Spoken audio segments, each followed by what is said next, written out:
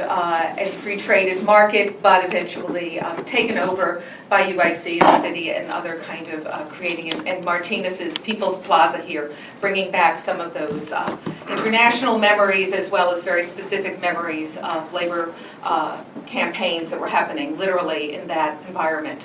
Or the collaborative flood, HaHa, working on a project Flood around AIDS awareness, teaching kids about hydroponics and safe sex at the same time and using it as an element within the healthcare network. Or Inigo Mañana Ovalle on the west side, in West Town, looking at the questions of gangs, working with kids to deconstruct their own images in the media, getting them out there, creating those images and putting them into a number of places, as well as one sort of huge video installation with 75 monitors on one particular street to look at that gang violence, a work that, yes, was temporary as an artwork, but is still permanent in this ongoing youth organization, Street Level Youth Media, which is now about to celebrate its 20th year. Those were Chicago, but that participates in a worldwide movement of artists who take those kind of actions into their own hands, sometimes for gestures, sometimes for that kind of animation and provocativeness in that sort of conflict Alinsky kind of way, but also many wanting to make a permanent change. Cheme Rosado in Puerto Rico, when the government was about to do away with what they considered a squatters village in the mountain and make it go away, Rosado working with the university and others to offer to paint everybody's house green so that in fact the community would go away, it would blend in with the mountain. Camille Lechepersad and Recruiter of Indonesia, Recruiter alum of here, the Land Project in Chiang Mai, take that N off, Chiang Mai, M-A-I, as a kind of experimental studio for artists, for designers, for biogas and other kind of alternative energy engineering, and at the same time a productive rice field that works with a nearby community that has been devastated by AIDS. Or Art Way of Thinking that'll be with us here this summer in Chicago. There are many projects mainly funded by the EU.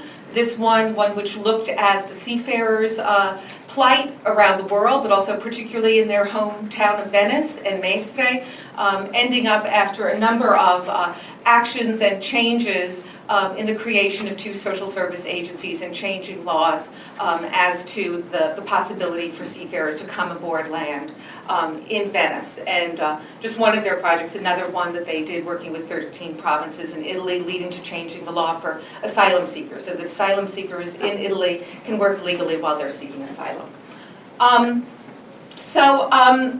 Today, still in Chicago, we have a whole bunch of stuff around us, and I can't begin to do any justice to it, except to say that I hope in the next 2 or 3 years we will, through a major program that we're doing at the School of the Art Institute on Chicago social practice, looking at its relationship from 1900 to now and around artist practice, but Incubate being one of those convenings around Sunday Soup, but also artist residencies and enabling that kind of dialogue within the community and offering sort of procedures of how to organize elsewhere.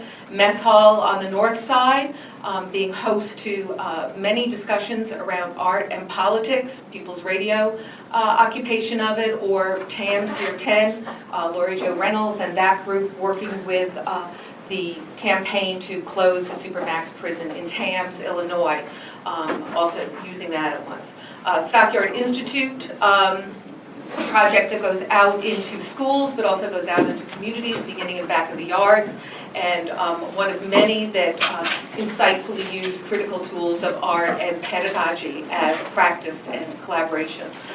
Or the ongoing work of Experimental Station and Dan Peterman, whose own work is known around recycling and sculpture, but works inside and outside galleries, and one of those amazing artists, as a few others we've seen here, who creates something that then becomes the host for other things to take place. So creating space that can be shared and which began in its origins in 1996 with one host endeavor, which was the Blackstone Bicycle Works, a youth empowerment program, which was started by Ken Dunn, who is more famously known these days for the City Farm and the ongoing Chicago Resource Center.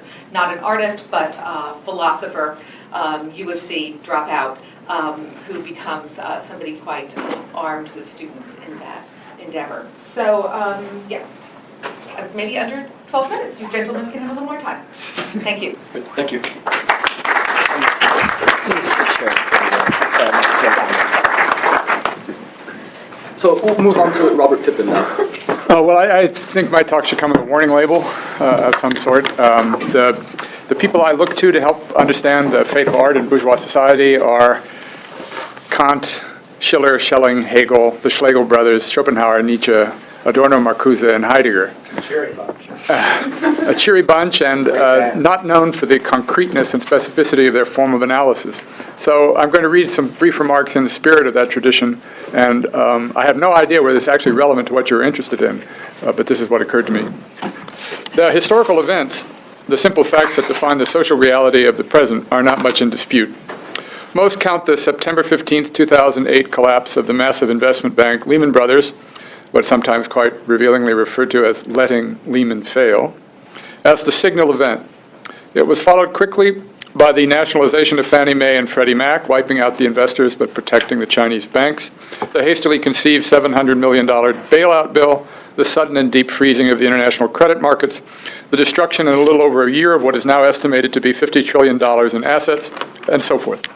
All of this is well known, but I think it's fair to say, even among people with a great stake in this issue, still not well understood.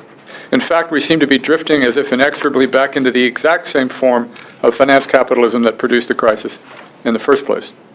But because the events have produced no even roughly agreed-on explanation, the significance of these events remains unclear. The idea that global capitalism may have finally reached its long-predicted death spiral, unable to grow at rates that will provide minimum stability, which has traditionally been estimated at around 3% a year, but unable to find any novel way to sustain itself without such growth. And all of this for various reasons having to do with what appear to be now unavoidable periodic liquidity crises, the inability for the very first time of national governments, especially the United States, the most important economic player, to debt finance its way out of such a crisis, hemmed in by domestic conservatives, the massive size of the current deficit. As you all know, the U.S. has been borrowing at the rate of $2 billion a day for many years now, and by nervous foreign creditors, and the ever more obviously dire consequences of reliance on unavoidably polluting technology to promote the rapid but deadly modernization that would ensure continuing markets for this liquidity. And the sheer absence of sufficient space on the globe for such expansion is all, I think, a depressingly persuasive argument, the death spiral argument. I mean the kind of account made by David Harvey in The Enigma of Capital, whose account I'm obviously relying on. But our question today concerns changes in art and society, and presumably the implications for the production and appreciation of artworks in the current situation, when the situation is understood as perhaps a now unending crisis in financial markets with its attendant high unemployment and the right-wing populism and hyper-dogmatic religious enthusiasms that in the United States, at least, seem to be the first manifestation of dangerous and very likely permanent political instability. This is one of those questions about art it seems necessary to ask, but at least from my point of view, almost impossible to think about. For one thing, the category art still takes in everything from folk art to commercialized pop art to extremely expensive gallery art for an ever smaller and richer elite to highly academicized art music, each piece of which is performed, I am told, an average of once, to self-consciously avant-garde installation art, and so on. I don't know how to begin to get a handle on the issue except by ascending to a very high altitude.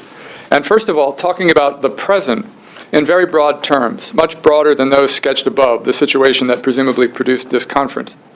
That is the situation of bourgeois society after the basic institutions necessary for that society began to come into view in the mid-19th century and afterwards, many aspects of which were the subjects immediately of realist and modernist art. I mean the establishment of a domain of privacy created mostly by the bourgeois nuclear family, the establishment of a corresponding political public sphere, the reconstruction of marriage around the romantic love of individual partners, eventually putatively equal partners who choose their own mates, the establishment of mass nation-state consumer societies, the increasing reliance on technology to produce the expansion and growth necessary to sustain competitive market societies. I'll assume that many of these aspects of such a society are well known and uncontroversial, but at that altitude we can also say something equally abstract about art.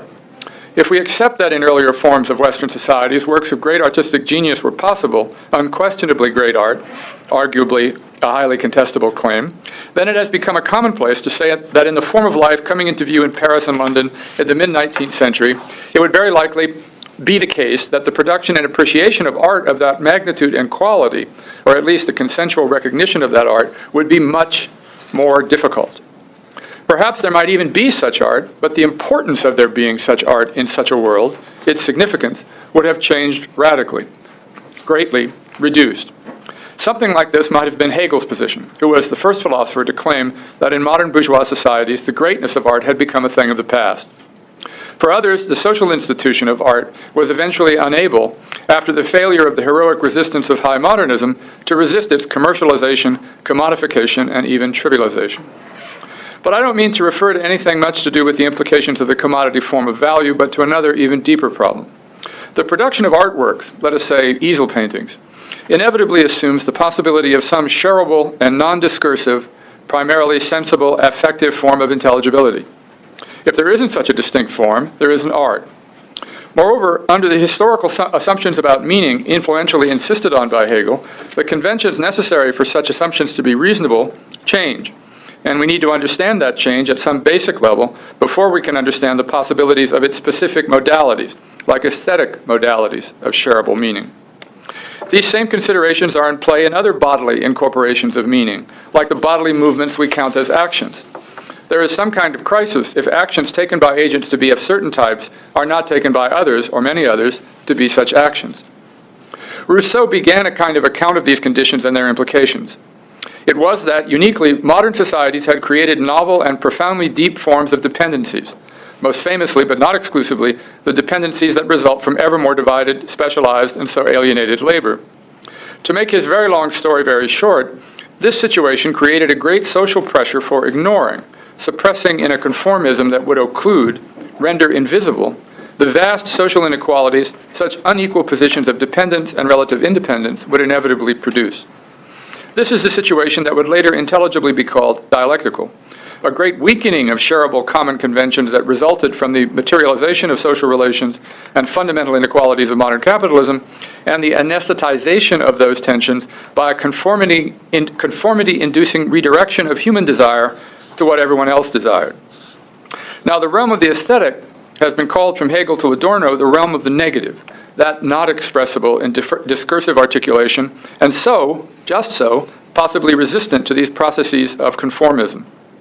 But for Hegel, the negative did not mean the unintelligible, but still a bearer of truth in its own way, a preservation of some distinct mode of at least an aspiration for a genuinely shareable meaning. The first expression of the crisis of aesthetic modernism was such negativity, the decreasing credibility of the traditional aesthetic forms that made possible such sensible mutual recognition. The painterly conventions of illusionism, perspective, sculptural modeling to evoke solidity, or the traditions of genre painting, the nude, the ideal, are all refused at once in, for example, Manet's Olympia. Aesthetic intelligibility would from now on be immensely more difficult because such conventions had to evoke the conformist and enforced conventions of traditional and now irrelevant assumptions about such shareability. The events of 2008 have not changed any of this, and have added as an even more effective conformity-inducing phenomenon, hugely intensified by new media, a shared cultural mood, a deep and very likely persistent anxiety, and as a result, the kind of neurotic racist hysteria we see in the Tea Party movement. What we should all expect is at the very least something very simple. We should expect that the occurrence of great art that manages to mean in a way that escapes the kind of social conventions necessary for a mass consumer society to sustain the conditions of its own survival, but still manages to mean, that embodies a kind of shareable meaning not anticipated and normalized by such conventions, to be extremely rare. perhaps so extremely rare as to be acknowledgeable and appreciated only many, many years after its appearance. Thank you.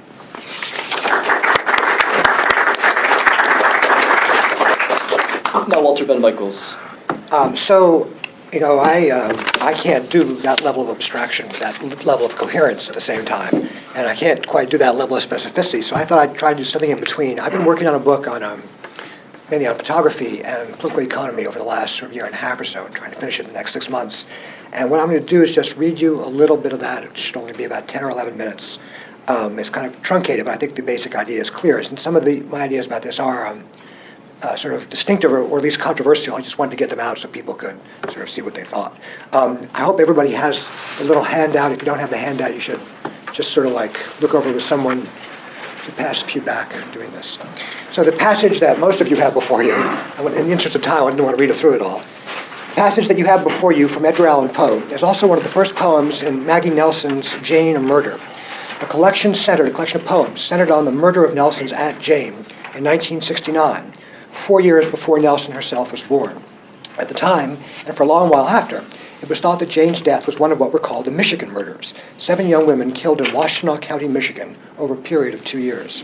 In 1970, a man had been arrested and convicted for what turned out to be the last of the murders. The assumption was that he had probably killed Jane too, and Jane itself, the book is written on that theory. As the book was going to press, however, Nelson learned that a different man had been arrested for Jane's murder. Her next book, The Red Parts, is about the trial and conviction of that man, and Poe makes an appearance in it too.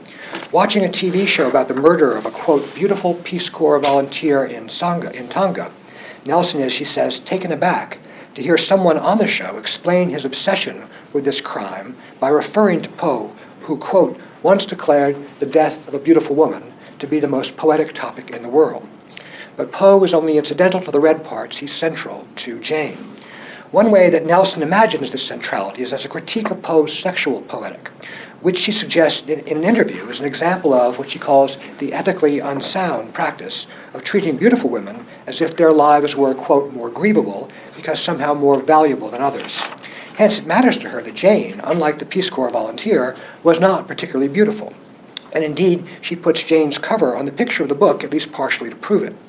But the picture plays another role as well, one that matches the other interest Nelson has in Poe.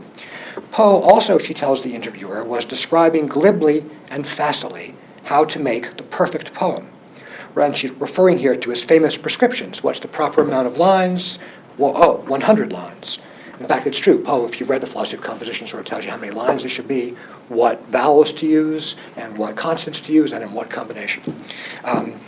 But the ambition to make a perfect poem, which is, she says, also a part of the fight of my book, her book Jane, is not so easily dismissed as the 100 lines. The idea that a woman ought to be beautiful is one thing.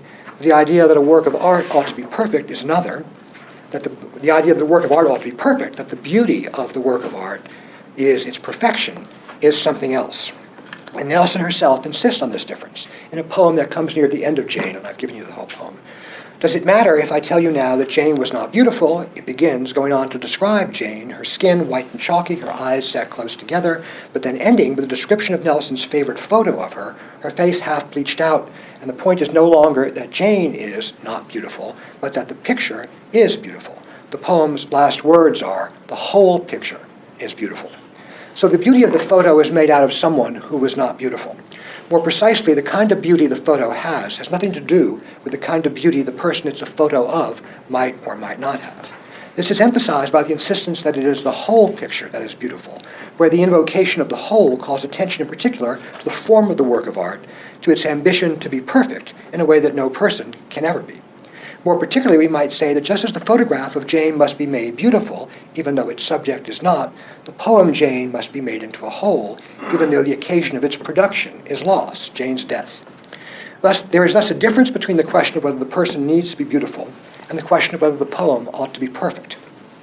And this difference might plausibly be understood as the difference between a set of ethical or even political concerns and a set of aesthetic ones.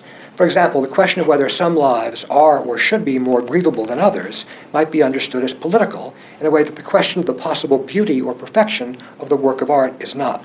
But this opposition, emptying the aesthetic of the political, is certainly not one that Nelson would herself accept, And in fact, we might better understand the politics of the grievable as opposed not to the aesthetic, but to another politics, a politics for which the question of grievability would not arise, or at least would not be primary. We might understand the aesthetic of perfection as opposed not to the political, but to another aesthetic, an aesthetic derived by its, defined by its repudiation of the commitments that accompany the entire intellectual apparatus of perfection. So that was pretty abstract, but I'll try and make it a little clear. In photography, the most brilliant and influential exponent of this aesthetic, the aesthetic of the grievable, would be Roland Barthes, for whom the most important thing about the photograph, famously the punctum, was, quote, the element that shoots out of it like an arrow and pierces the beholder. That's why the most important photograph in Barthes' wonderful book about photography, Camera Lucida, is the one we don't see. It's not in the book, the picture of Barthes' mother. The reason we don't see it is that it wouldn't pierce us. She's his mother, not ours. For us, he says, it would be nothing but an indifferent picture. So when Nelson reproduces the photo of Jane, she's going against both Barthes' practice. Jane was her aunt, not ours, but she reproduces it, and his theory. It's the picture defined in terms of its internal relations, face and torso against the sky, and thus turned into a whole that she finds beautiful. It is, in other words, the picture disconnected from the interest its beholders might have in a beautiful Jane, or even in a Jane that they might be brought by the poem to grieve for. So our indifference to Barthes' mother makes her picture une photo indifférente and not worth reproducing for Barthes. But our indifference to Maggie Nelson's aunt is the desired response. It's precisely the imagination of the beholder's indifference to the person Jane that marks the ambition to achieve perfection in the poem Jane.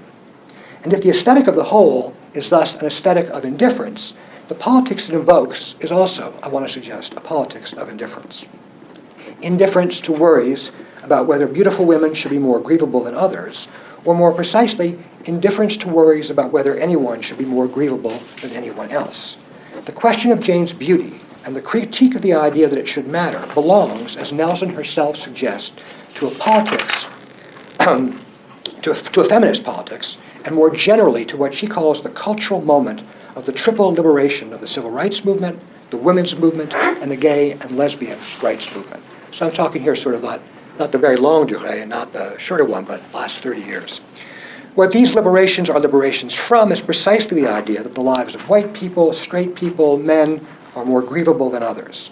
And the refusal of these hierarchies, the refusal of the hierarchy of grievability, is in Nancy Fraser's useful shorthand, the politics of recognition, a politics that is given some further specificity by the distinction Fraser makes between recognition and redistribution. This distinction is not itself, of course, an opposition. There is no logical contradiction between recognition and redistribution. No reason why a politics seeking to eliminate or minimize class difference couldn't collaborate with a politics seeking to respect racial and sexual difference. But in practice, beginning in the 1970s, there has been no such collaboration. On the contrary, in the years during which the triple liberations have become central not only to progressive politics, but in varying degrees to American society itself, economic inequality, the kind that would be addressed by redistribution rather than recognition, has radically increased. And I didn't bring along all the figures I usually do. We can talk about that afterwards if anyone wants. But the relevant thing here would be to say, although, of course, we're all living not in the shadow, but in the actual presence of the catastrophes of 2008, as anybody who looks at this knows, the increase in inequality, the increase in immiseration of the American working and non-working classes, black, white, Chicano, and Asian, has been a phenomenon that does not date to 2008. On the contrary, it dates to somewhere between 1969 and 1974 and 1975. So one way to understand the differing fates of recognition, its increasing centrality and redistribution, its increasing marginality, might be just as a question of emphasis. In its commitment to social justice, the left has, for various reasons, focused more on issues of identity than on issues of class. But part of the utility of the concept, or the periodization that goes with the concept of neoliberalism, if we accept that periodization sort of sometime in the mid-70s, is that it helps us to see what's misleading about that way of putting the point, emphasis. It helps us to see instead that the commitment to anti-discrimination at the heart of liberal politics is also at the heart of neoliberal economics, and has been ever since Gary Becker argued that an employer's racism could only add to his labor costs since, for example, the refusal to hire black labor increased the cost of white labor. Following this line, virtually all neoclassical economists understand racism, sexism, and heterosexism as obstacles to success in competitive markets. And of course, this argument from efficiency has been doubled by an ethical argument against preferring one prospective employee to another on the basis of any characteristic not relevant to doing the job. The economic commitment to the primacy of markets, that is, has been accompanied by an economic and ethical commitment to equality of access to those markets. Thus, far from opposing neoliberalism, the commitment to anti-discrimination is foundational for it, which is not, of course, to claim that anti-discrimination is always or sufficiently defended, but only that sexism and racism and increasingly all inequalities of access to markets, like homophobia, are understood in their ideal form to be both unproductive and wrong. The inequalities produced by those markets, not the inequalities of access to them, but the inequalities the markets themselves produced, are not. That is not understood by neoliberal economics to be wrong. By this I mean just that the increasing economic inequalities of neoliberal societies are a problem for neoliberalism only insofar as they are raced or gendered. And those critics whose ways of protesting economic inequality is precisely to focus on the disparities between men and women, or black and white, that's just the end of this page, men and women, or black and white, think of every complaint about the disproportionate poverty of minorities, every complaint about the glass ceiling, are defending the ideals of neoliberalism, not criticizing. They're protesting the ways in which the raced and gendered subject has been classed. They're not protesting the fact of class itself. Another way to put this is just to say that racism and sexism or liberalism today functioning badly, economic inequality is what you get when it's working well. And it has nothing to do with our feelings about whose lives are more or less grievable. Hence, just as the alternative to an aesthetics of the grievable is an aesthetics of indifference, the alternative to a politics of the grievable is a politics of indifference. That is, inasmuch as the goal is to minimize inequality, what a class politics requires is redistribution of wealth without regard to the race and gender of the beneficiaries, without regard to whether we see them as inferior, which is to say, without regard to our regard itself. So closing.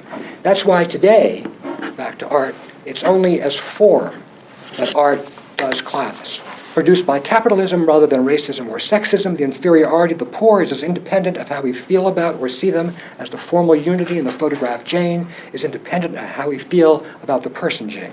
In fact, that independence is the very meaning of the photograph's unity, of its being a whole.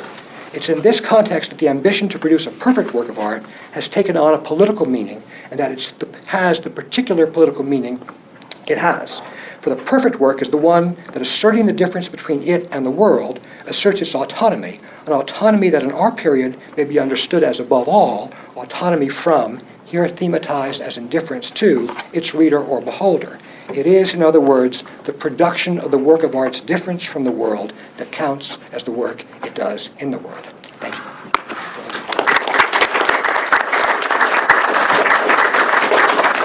So it's exactly 1:40. We have a little time. I think I'm just going to open it up to the floor, and then hopefully points of difference and similarities between the panelist discussions will... Are we part of the floor? They're the floor. You're part of the floor. They're going to ask questions, and then you'll respond, and I'll just take a couple questions at a time. So, Richard? Yeah, I have a question. First part of the question is addressed specifically to Robert Pippen, and it has to do with, you mentioned Hegel. I wonder how you see a figure like Courbet in that narrative. And specifically, I wonder what you think of particularly the sort of romantic notion of sort of the possibility or the diminishing possibility of transcendent experience. So it seems to me that there's a way in which the crisis of art in modernity and modern bourgeois society is also tied into the crisis of religion. That's the specific question for you. The second question, which is broader and addressed to the whole panel, is do people on the panel see a parallel between the high modernist aesthetic and what one might call a high modernist politics, which aimed at sort of the actual abolition of capitalism rather than its, I mean, not that individual artists necessarily believe this, but it's sort of the periodization of sort of the 20s and 30s, and how you would see that as opposed to sort of a postmodernist aesthetic that seems to take for granted the endurance of capitalism indefinitely, particularly over the last 20 years. I guess that's the question. We'll start with Robert first and then open it up to the rest. Oh, God, that's a lot. Well, the Hölderlin thing's a little easier to deal with. I mean, you're certainly right that Hölderlin represents a moment of rejection of very, very early in the emergence of the basic forms of civil society that were visible in the early 19th century already. Hölderlin represents a one way of putting it is a kind of nostalgic retreat, very early on sensed exactly the kinds of fragmentations, disunity, alienation, anomie, and so forth. Do you see it only as a nostalgia? Well, that's what I'm going to say. That's a traditional way of reading it. Reading it some other way hangs on a very difficult issue that I don't know how much we can get into, and that's also something that came up in Walter's talk, the politics or the cultural valence of the aesthetic ideal of the beautiful. Because Hölderlin represents the last fluorescence of a philosophical depth attributed to the beautiful that would begin to evaporate after 1820s, 1830s, the last gasp of the German Romantic movement. The idea is, of course, that the possibility of the presentation and experience of the beautiful intimates an actual harmony between the fundamental disunifications of modern society, between sensibility and intellect, reason, the understanding, and so forth. And one way of answering your question is just to say that something like the historical fate of Hölderlin, tied as it was to the aspirations of the beautiful, had something to do with the fate of the beautiful, that is, to cease to have the credibility as an aesthetic ideal in the Romantic movement, as it had in the Romantic movement, in the Modernist movement. There are many beautiful modernist works of art, but the beauty is not the point. And the aspiration for a kind of credible intimation of harmony as a transcendent goal began to lose its historical power, I think, in a way, rationally so. What to say about the politics of high modernism in general? One way of thinking about your question is if what you say is true, and one presupposition, a deep presupposition, acknowledged or not, of high modernism, is complete non-complicity with the commodification essential to capitalism, then you have to ask, well, what is the position of refusal supposed to entail? And this actually gets to a question that nobody has a really good answer for. If you believe that there is no internally deep reformable moment within late capitalism, what do you do as an intellectual if there's no more party? The situation that essentially began to emerge after the failure of the German Revolution in 1918. Emerged somewhat later, 56, 68 for European communists, but if you're an intellectual who believes that there is no internally reformable trajectory visible in modern capitalism, what does the rejectionist stand that you attribute to high modernism entail politically? That's beyond my pay grade. Do any of the other panelists? Can I just ask, are there any other artists in this group other than one that I happen to know? Show of hands of artists. Excellent. Yeah. What I find so unfortunate in panels like this is the complete out-of-touchness with what artists are doing, what kind of work they're making, what are their motivations, what are their ethical stances, where is their commitment to change. And so we can have a historical conversation, but I think we have to have a pre-modern and a pre-museum position on just what we are saying this word art is and the relation of artists to society and where artists today are coming from. So to hear some of this conversation and this characterization, and I would just venture remove people from some departments and universities from their art departments, just pains me in terms of knowing what artists are doing and how they're working, as well as the deep sort of philosophical and personal discourses that they embody in terms of not trying to make something that is different than life, but might have moments of difference, but who are also giving themselves to complete fusion of that identity of artists into something through their hybrid roles or their interdisciplinary kind of work with scientists, ecologists, it goes on, social workers, you name it. And that question about the difference and non-difference of art and life is such an important theme in modernism, but theme essentially in art itself, as well as artists who we're dealing with today who have chances to come to the fore and to take on that role, that identity as artists, who would have never had that before because they have come up from other classes like myself, which were not intellectual classes, which were not even middle classes, and that they don't forget that situation. They might have previously been in the trades and they might have been artisans, but okay, people who can be, if you will, well-known artists but who themselves personally come from class.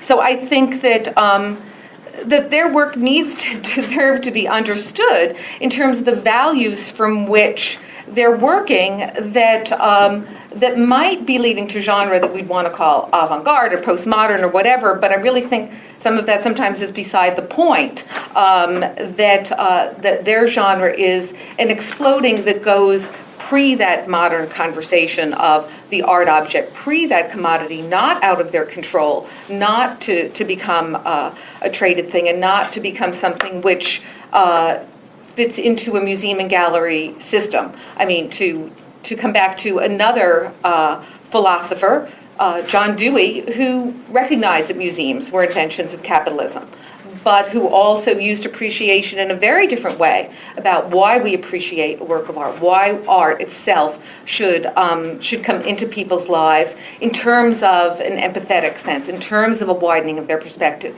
in terms of its role within participatory democracy. So coming from a very different role, or philosopher friend of mine, Arthur Danto, writing in the 70s and 80s and, recognizing and thinking about not just who the artist can change, as I was evoking a few minutes ago, but also where art happens and, importantly, for whom.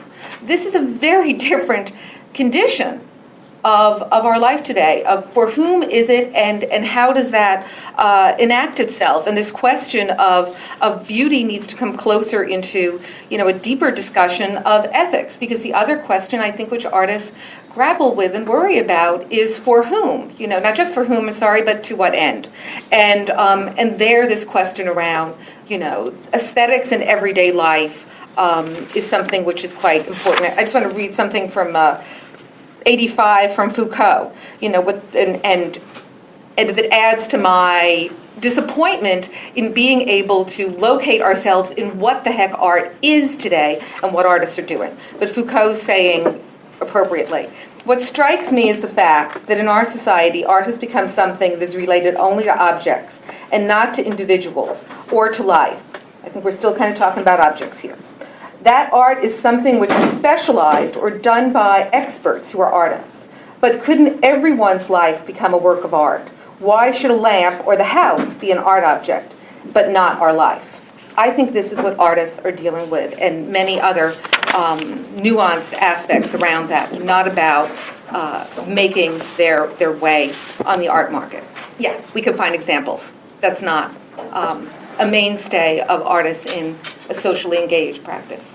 So I say really quickly, since we sort of define opposite positions on this. One is, it'd be worthwhile thinking about Foucault, who's of course been very influential, but actually is one of the early exponents and defenders of neoliberalism in the famous seminars from 78, 79. I would say two things. One is that to go back to your question, the second half, I won't do the modernism part, but I actually think that postmodernism is and has been the more or less official culture of neoliberalism. And that the idea that postmodernism, no doubt, is in some sense an avant-garde, but the idea that it's been a politically useful avant-garde is like completely mistaken, as is the idea that postmodern artists, even if their ethics are of the very highest, and I certainly don't mean to question anybody's ethics, have actually contributed anything either to the history sort of a certain politics, except in a kind of, unfortunately, in the end, kind of negative way, or necessarily to the notion to sort of pushing through certain notions of art. And the last, that's, I realize, a kind of dogmatic statement, but just sort of get the thing out there. And the other thing I would say is that I totally agree that it's completely important to talk about artists. I could name you a whole bunch of artists. I'm mainly interested in photography. I was talking here about Maggie Nelson's poetry, but I can name you Phil Chiang, who's an artist in LA, who has his first show up right now. Arthur O. Victoria Binstock, actually in Berlin, who's visited at the school here a couple years ago. I was visiting in New York. Liz Deschênes, who's sort of better known, but Liz Deschênes has a show, or is part of a show going up in the Art Institute in the next week or two. So it's the mere fact of being an artist, the mere fact of having good intentions, like both of those are admirable, but they're not like even close to sufficient. And I do think it is important, if we go back to the question that Robert was raising, a question which I don't have an answer to, but is a significant one for everyone, to think about what is it that's going to make, he said, art, great art, at this moment is going to be super rare. And I have two feelings about that. One is it sounds sort of like that must be right, but another thing, I'm very much struck by the fact in which there has been a kind of renewal in the last decade, and I think it's probably above all in photography, but by no means only in photography, of something that you would want to call great art, and that it's way less rare than one would have thought.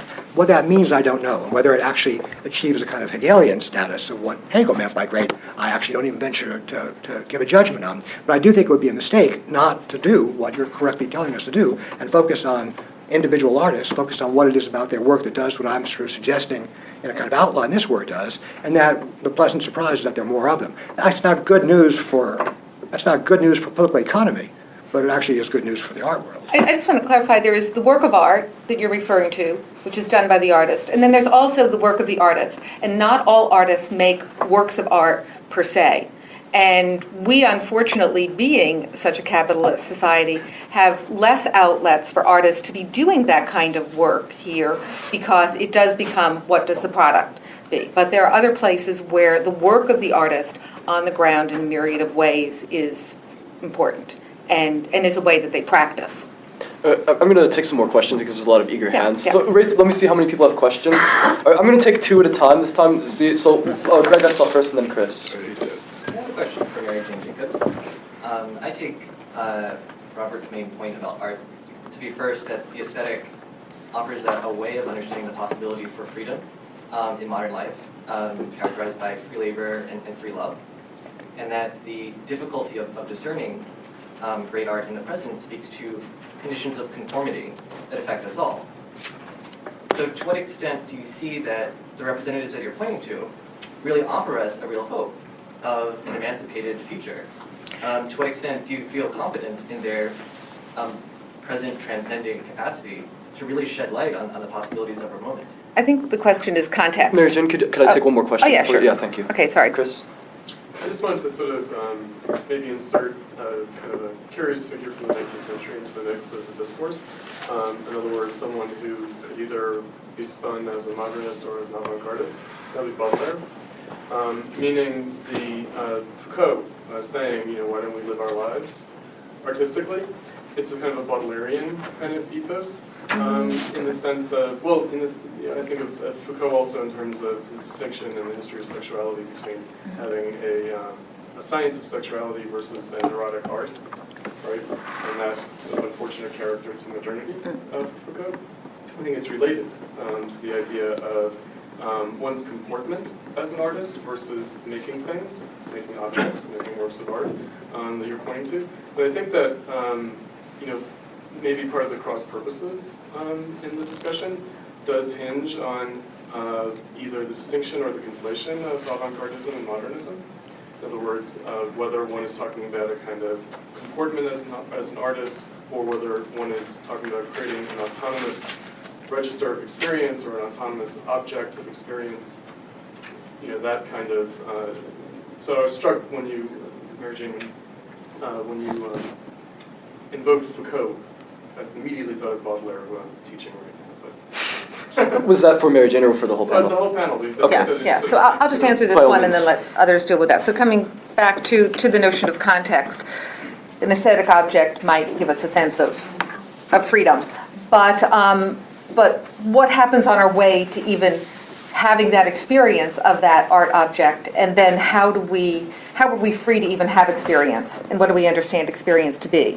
Right, so so when we pay $18, when to get into the Art Institute, when we're around some other buzz, when people are coming to us at the front door and wanting to know if we want a membership and so forth, it takes a lot of fortitude to go have that experience down the road, and that's why I bring up the question of where. So not everything is dependent on that. And I think we're prevented from what that object can do, or we enter it with knowing that object is worth so much money. I mean, there are many shades of our perception. I think everybody could agree. So, so that sense of freedom isn't there. I'm interested in artists like Seamus McGuinness, who spends 5 years working with a psychiatrist in Ireland, developing a thing called the visual arts autopsy, working with 102 families, and then eventually using that evidence to change policies, procedures, and laws within that country that is dealing with its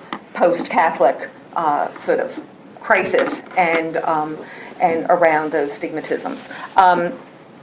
That that participation in those aesthetic moments of that visual autopsy gave people enormous freedom and agency and change. Just two comments on the issues that we've been talking about. I think one of the more important issues that actually transcends the distinction between produced works of art that could be or could resist being commodities and your life as a work of art, because even in, I mean, this is a huge theme in Nietzsche, for example, that one should make one's life a work of art. But I think the immediate question one has to ask, which I would argue is inevitable once the entire category of art is invoked, is not what would it be to make your life a work of art, but to make it a successful work of art. There has to be a difference between attempting to make your life a work of art and failing, and attempting and succeeding, and perhaps also succeeding very well, extremely well. The thing I've tried to argue very briefly today is that the possibilities of successful art are actually not self-definable by the artist. So this has something to do with the avant-garde issue that you were raising. But it depends on shareable conditions for the possibility of articulable, non-discursive meaning in a community at a time. Art has a particular modality of rendering things intelligible. It's non-discursive. It's largely sensible and effective. It lends itself to certain forms of discursive articulation, but the reliance of work at a historical period on various conventional conditions for the possibility of such shareability seems to me inevitable.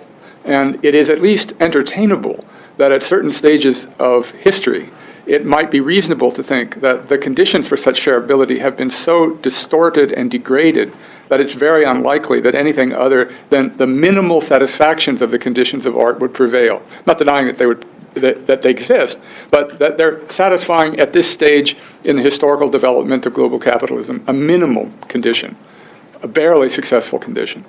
But that's quite arguable. One would have to look at particular artists and see just how prevalent a defeat of, if it's at all reasonable to think that there are these assumed pre-individual conditions that socially regulate what kind of successful non-discursive modalities of meaning are possible. How frequent or defeatable are they? That's an open question. One has to look at the art and argue it out. But my own view is rather pessimistic. Did you have anything to say, Walter? I'll let it go. Oh, great. Show of hands, please, again. All right, Jeremy and then Hassi. So, I mean, I guess my question or comment is about sort of the odds sitting between the topics of art and politics generally, because art, insofar as we have an actual aesthetic experience, it's extremely individual, non-reproducible. It addresses itself to us as a completely individual person in some sense in our aloneness. Whereas politics, by necessity, I mean, if it's any good as politics at least, addresses us as, in some sense, as a collective, as, you know, humanity as such. And so I felt like that, the tension between those two issues, between the relationship between the individual and the collective, as addressees of art and politics, sort of came out in different ways in each of the talks. I think with Mary Jane, I think it came through the kind of question of like, if contemporary art is very concerned about how it addresses its audience and in what ways, at the same time, by building in assumptions about that audience, i.e., for instance, like poor people, in order to be addressed by art, properly need to be addressed as like poor people, as people who are being exploited by the media, as people who are, you know, being sort of ground down under the heel of capital, etc. That in a way forgoes the whole other realms of individual experience, or could forgo the individual experience those people might have with works of art, and dangerously kind of has the danger of talking down to its audience. I speak as someone who has experience in that art world. This is something I felt sometimes. And I think, Robert, it came out in your talk, especially around sort of the issues of, you know, that in a way, I mean, what you were saying about art would seem to be kind of the perfect form for bourgeois society. If art is really about this individual address, then, you know, free love, freedom of labor, freedom of movement, the choice, etc., seems to be the kind of perfect complement. Like an art that is about, you know, individual experimentation, individual experience would be the complement of that society. But at the same time, these shared conditions of meaning that actually make that individuality sort of non-empty are exactly confronted as sort of problems, and then I feel like that plays out in the way you were talking about art. So, and I feel like, Walter, similarly, it was there in your talk about the, you know, not thinking about one's addressee and that actually being a sign of potential in works of art as such, because sort of as good politics doesn't kind of assume that the state of the present, like the state of humanity in the present is the only possible state of humanity. Similarly, I think that was coming out in your view. So anyways, I thought it was a theme. I was wondering about your guys' thoughts about art, individuality, and society. We have one more Do we have to question. do the second? Oh. Yeah, sorry. The second one's kind of get shortchanged by the time we match the first. It's possible, So I'm right? trying to navigate my question a little bit. In a way, it has to do with this fuzzy area of a kind of materialist account of art. And in a way, like, I would say that that the art object, I would disagree a little bit with what Mary Jane was saying, that the art object, in a sense, art is not relegated only to the object, because what's sensed inside of the object is the way that the artist has made it, is the sort of social being in the work. And it seems like you can't really get around the kind of commodity form of the art object if the predominant form of production today is commodity production, is capitalism, up to and including people. So one thing, it seems strange that that in art that today when I see socially engaged practices, and I've also done work that's similar to this, it seems as if it's attempting to completely forego and eliminate metaphor as a way of communicating and just have a one-to-one or direct meaning or impact, and do the job of usually of state services that have failed oftentimes. But on the other hand, like with the Hegelian account of art, I feel like it also isn't quite adequate, because it sort of posits a type of artist who doesn't really know what he's doing, and in a way that just sort of gives form to the things that just don't really quite have a form. And it's better if that artist is completely unaware or unconscious of what he's doing, so later on it's available for interpretation. But this is where I guess my question comes in, is today, how do you produce a work that's actually adequate to the material conditions that we live in, that are produced by all types of, by all types of high levels of specialization in material production and technology, and that's the type of sensory apparatus that we have and that we navigate the world in. So what is the kind of bare minimum that an artwork should, or an artist should sort of deal with in terms of material production, in terms of technique, to actually be able to communicate to that mass, generalized level of sense that you were describing, that art has the ability to communicate through, if that makes sense. Let's go for the first question. Do you want me to start? I'll sort of answer both at once, because I think we're starting to get into this either-or kind of thing, and yes, maybe I started that myself. But yeah, so we could have so-called best practices or not. I don't want to go down that road because I don't like the term best practices, and I don't like that other kind of formalization or formulaization that it leads to. And in the same way that I wouldn't begin to say the work has to have 15% materiality or something like this to say whether it's good, but these are much more deeply invested, long-term kind of endeavors. And yes, there are artists who might have missed the mark on one work, but we look at the totality of practice, not the well-meaningness, but sort of where it goes in the long haul. I think we also have to look at, which includes sometimes making objects, sometimes not making objects. I think metaphor and poetry is hugely important to artists, and I hardly know any work that I'm looking at and thinking about that doesn't have that, and I think every single one I showed does. So I think metaphor is one of those things that becomes that possibility for shared experience, and that we lose out on that when we do think that an audience, that an uneducated, that an other, that a different class, whatever, can't pick up on that, and that is where something like McGuinness's Lived Lives project with Suicide in Ireland, and many others works. But I think we also have to look at process.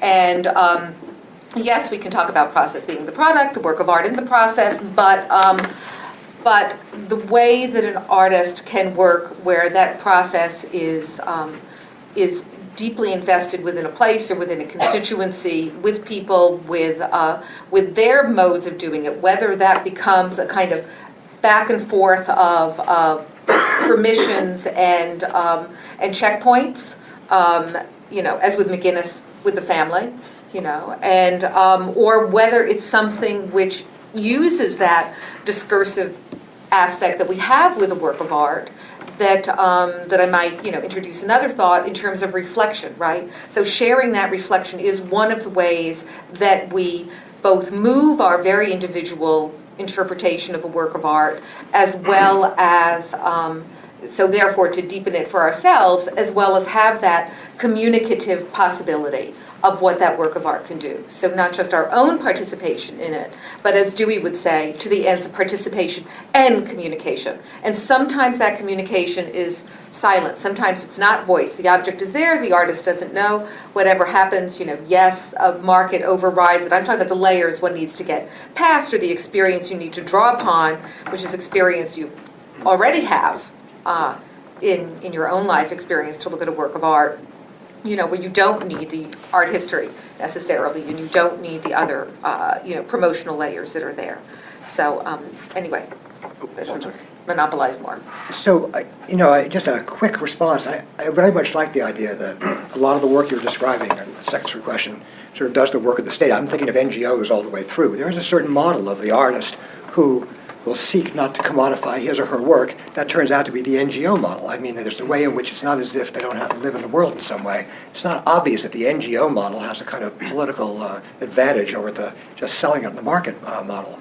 And I think part of what's at stake in that is just the idea that, I think the idea that some works of art can do good, that is, produce better lives for people, is no doubt in some very limited way true. That is, insofar as one can invoke some of the techniques and strategies of art to do the work of NGOs and to do the work where the state has failed. But the sort of question I think is being raised is, what would it mean to actually count, how do we think about the relation between art and politics in terms of the history of art and what it is to make, as it were, great works of art? And I think really that's a somewhat different story. And the question of materialism there is also very different. So I give an example, I sort of end with that. I think there's a work up right now in LA. So it's made out of, it's photographs, and they're made out of photographic paper that has not been properly treated. So what happens is when you put the photograph up, the minute you take away it's kind of got a plastic over it, you take the plastic away, and the photograph starts to fade.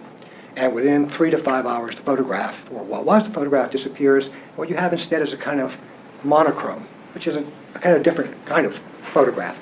Actually, some of them are photograms. That to me is like an interesting and powerful work of art at this minute. It has nothing to do with the question, it's not at all concerned with the question of who its audience is. It actually has kind of complicated relations to what it would mean to sell it, because after all, what exactly are you buying? It's going to disappear in a certain way. But on the other hand, the artist is perfectly aware of that. He hopes to hell somebody will buy it, because you cannot survive as an artist unless you got a good university gig, like we have to do this, if you're going to be able to do this. But it then has a relation to a kind of indifference to its audience. So for example, one person seeing it right away immediately thought of some great Jerichos in which the horses are disappearing into the distance, a kind of fog, and it's a kind of refusal of a relation to the spectator, what you can't see. But there's another sense in which it produces a kind of affective relation. You feel bad as the image starts to fade. In other words, it produces a kind of complexity around a series of issues, which I think are at the heart of our politics today. Those issues being what it means to think about autonomy, what it means to think about the relation between a kind of neoliberal, postmodern civil rights agenda and a kind of non-neoliberal, non-postmodern, and committed to equality but also non-civil rights agenda. So to me, it's much more local in a certain way. That's a particular problem that we've had for the last 30 years. It's also a problem in the history of art. But I think it's important to say, or at least to imagine the distinction between doing the work of public service, which can be good or bad, effective or ineffective, and trying to make great art. And the last thing I would say is that when you talk about the sort of difficulty of the artist not knowing what he's doing, Foucault has that kind of famous remark about that, since we seem to be doing Foucault today, which is that, people ordinarily know what they do, they know why they do, what they don't know is what they do does. I think the artist has a pretty good idea of what he or she is doing in making these works, in the sense of trying to make something like the perfect, let's say, work of art. That is, the insistence on form that I've been describing. The question of what the work does, that's not something that I think we should blame artists for not knowing. We don't know it any better, but that is part of what we do as writers about art and as participants in this discourse, which is to figure out what exactly that work does. And what I'm suggesting is that there's a certain kind of work today that has both the capacity to produce major works of art and to produce a kind of interesting, significant critique of our contemporary moment. And that, in the main, that's not works of art that are done in the business of sort of trying to help people. It's works of art that are produced as the attempt to make great works of art. Can I just interject something? Which is to say that I still don't want to take away from the artist who does the thing that looks like an NGO, the fact that they call that their work of art, and that that is the work and their practice as artists. I also want to say that the fact that artists don't know what the work does comes directly as a definition of what I think is in large part understood of what art is about and what a work of art is about, that there is a creative act on the part of the artist and there is a recreative act on the part of the viewer, and that those are more or less equal ends, that the work of art is not finished when the artist does it. So any artist who would think that what they are doing, they know what it's going to do, and that it ends there and they've done the whole thing, would be a problematic equation.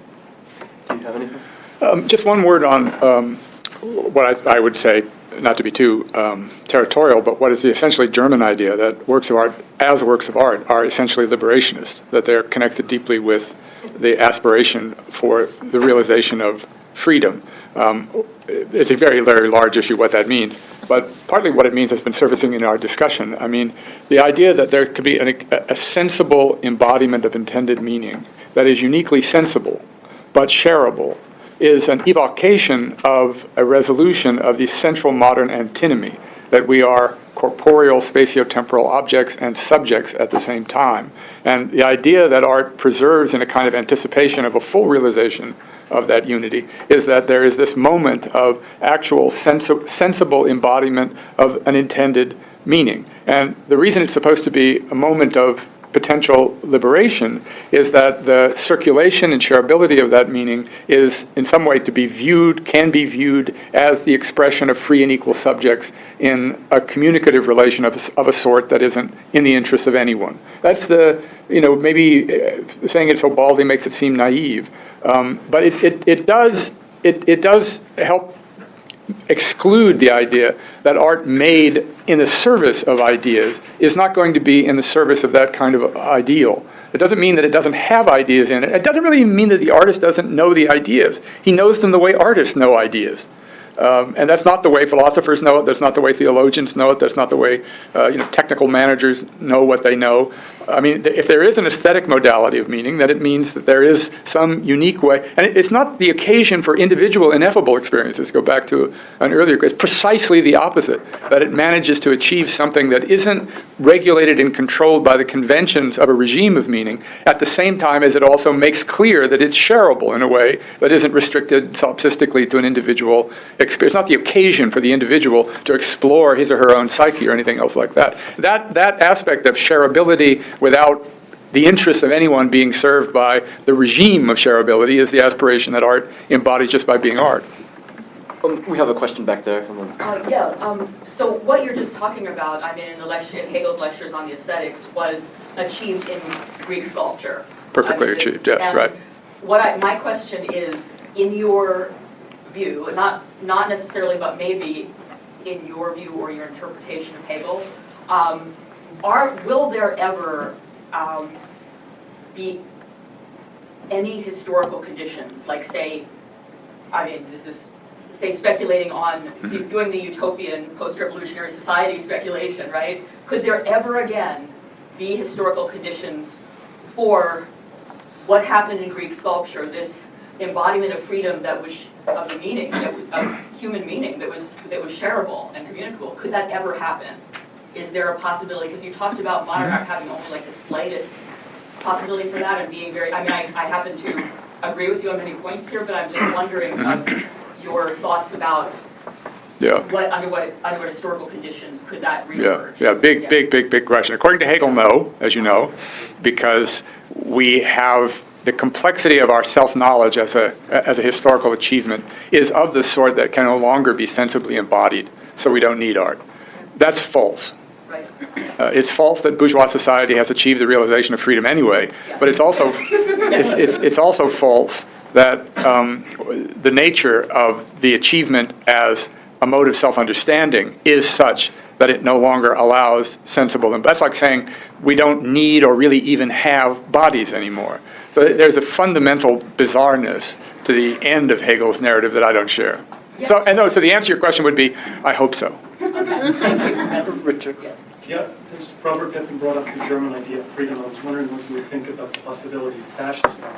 And I wonder what the panel in general would answer to the question whether great art could ever be reactionary. Yeah, well, just very briefly, it's another big question. I think of art as a normative term. That is, fascist art is not art. That's just a façon de parler to call it art. It doesn't achieve the conditions of art, so it's not art.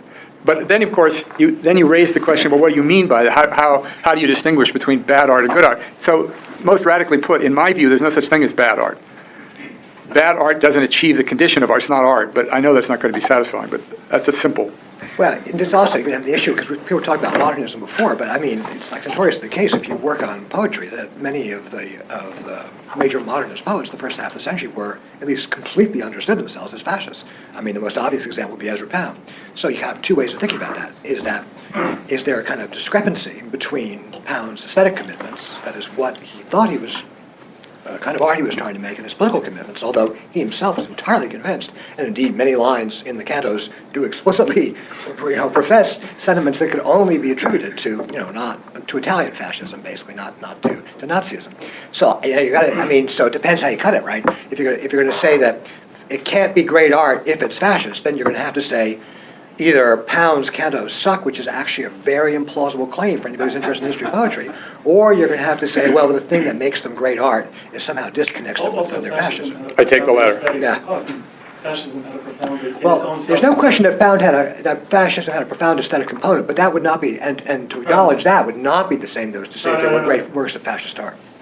Do you have a response to the question, can progressive art? I would just say, it's a question in the design field too today. What is good design? You could do a well-designed crematorium, in a Nazi death camp, right? So this question about what that's we're a really designing scary idea. And absolutely, and so Pound didn't go that far. I just want to say this. no, but there is. I'm not saying you're saying that, Yeah, but no, I'm I saying know. that this is in the discourse of design and of art, right? So we come to a question of values, and we come to a question of ends, and I could forward to you a few very interesting essays on that if you care to give me a.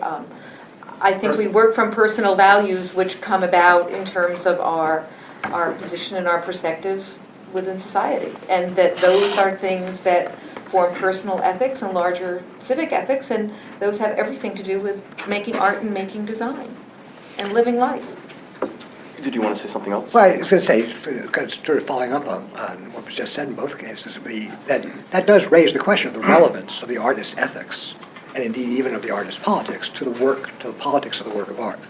And I mean, the minute you start wanting to say something like what Robert wanted to say, and I completely agree with him on this, which is that Pound is a great poet, and the way to think about that is going to be to have to separate it, although to articulate it in relation to, but separate it from his politics, it's going to be to say it's clear you don't have to be for all I know, Pound probably was sort of ethical, but for all we knew, he betrayed people constantly, did all kinds of bad things, and furthermore, had on top of that, like Italian fascist politics.